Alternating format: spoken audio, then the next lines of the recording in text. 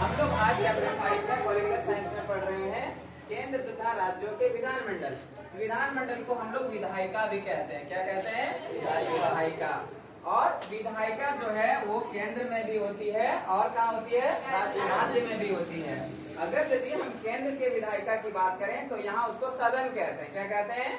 सदन। सदन कितने, और जो केंद्र में जो सदन होते हैं उसके कितने भाग हैं? दो। एक लोकसभा और दूसरा राज्यसभा। हाँ, लोकसभा को उच्च सदन कहते हैं, सॉरी राज्यसभा को उच्च सदन कहते हैं और लोकसभा को निम्न सदन कहते हैं। आपसे पूछा जाए कि सदन के किस, क्या बोलते हैं, संसद के किस सदन को लोगों का भी सदन कहा जाता तो क्या होगा? लोकसभा। आइए हम लोग देखते हैं राज्य के विधायिका को। राज्य की विधायिका में दो स्तर पर विधायिका होती है। एक होता है विधानसभा और एक होता है विधान परिषद।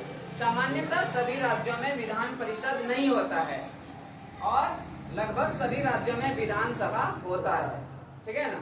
अब ये हम लोग समझेंगे कि सर कितने, भारत के कितने राज्यों में विधान परिषद होता है? तो भारत के 6 राज्यों में विधान परिषद होता है। बाद बाकी सभी राज्यों में क्या होता है?